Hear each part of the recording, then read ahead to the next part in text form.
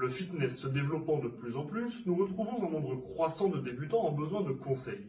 Généralement, ils les reçoivent, mais ces aides manquent souvent de contexte et de profondeur.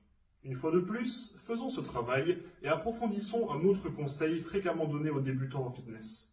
Juste avant de commencer, si vous appréciez ces vidéos hebdomadaires, pensez aux likes, commentaires, partages, toute forme de soutien aide énormément. Le conseil dont nous allons parler aujourd'hui est le suivant. Pour progresser, tu dois prendre un coach.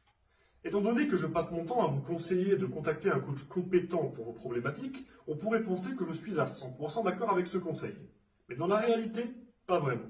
Oui, les coachs vous apportent des connaissances, de l'expérience, de l'expertise et vont, s'ils sont bons, optimiser vos résultats et vous accompagner au mieux. Mais si vous êtes un débutant, peu importe votre objectif, alors le début, et parfois même plus, peut très bien se faire tout seul. Je m'explique. Comme nous en avons déjà souvent parlé, les progrès sont plus rapides à arriver chez les débutants que chez les pratiquants expérimentés. Lorsqu'on débute, avec le simple fait de passer d'aucune pratique à une activité plus régulière, sans parler de 5 séances hebdomadaires intenses, alors le corps s'adapte, et ce, peu importe la pratique. Si vous vous mettez à faire des exercices de musculation en salle ou chez vous, à aller marcher, peut-être à courir le week-end ou à faire attention aux excès alimentaires, alors vous progresserez. Vous aurez le corps, la santé et les performances liées à votre activité. Alors effectivement, si vous avez déjà un certain niveau, vous aurez besoin d'une pratique plus cadrée pour progresser. Plus on est bon, plus s'améliorer est difficile. Mais pour la plupart des débutants, une intensité et un volume moyen seront largement suffisants pour progresser. Alors, dans quelles circonstances est-ce qu'un coach devient vraiment intéressant ? Nous avons établi qu'il vous apportera toujours quelque chose, mais il faut être réaliste. C'est un coût et un investissement. Et voilà les premières contraintes. Un coach, un entraîneur, un préparateur physique sont des professionnels comme les autres, qui vont recevoir un salaire pour leur travail. Il existe donc une contrainte financière. Tout le monde n'a pas cet argent à investir, surtout si ce n'est pas la priorité de la personne ou si elle est déjà juste à la fin du mois.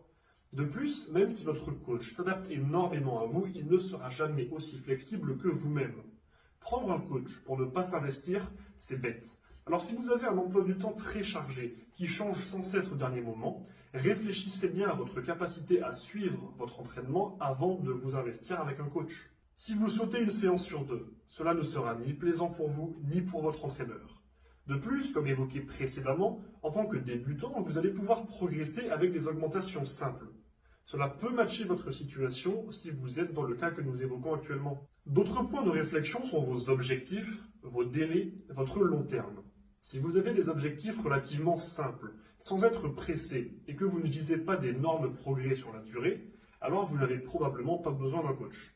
En revanche, si vous voulez vous lancer sur le long terme, avec de gros objectifs de physique ou de compétition, sur des sujets complexes comme la santé ou un sport très spécifique, et avec des délais plus courts imposant de l'efficacité, alors un suivi par un professionnel expérimenté représentera un vrai plus. À l'opposé, si vous prenez un coach, il faudra un suivi pour voir des résultats, apprendre à travailler ensemble, mettre des choses en place, vérifier l'efficacité des méthodes, s'adapter.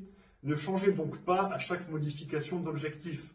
Et ne prenez pas un coach en espérant décupler vos performances pour une compétition dans un mois.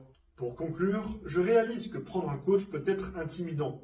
On se sent obligé de beaucoup s'impliquer, on doit rendre des comptes à quelqu'un, on dépend d'une personne pour ses entraînements.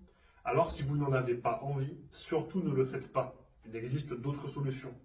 Nous sommes en 2024, toutes les connaissances du monde sont accessibles sur Internet.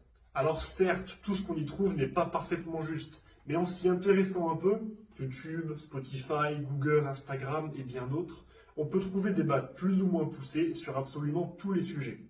De plus, aujourd'hui, l'immense majorité des coachs est contactable sur les réseaux sociaux, par leurs messages privés ou en commentaire, et ils répondront à vos questions. Des initiations à toutes les méthodes sont gratuites sur YouTube. Les conseils de base pour toutes les pratiques et tous les objectifs sont accessibles sur le web.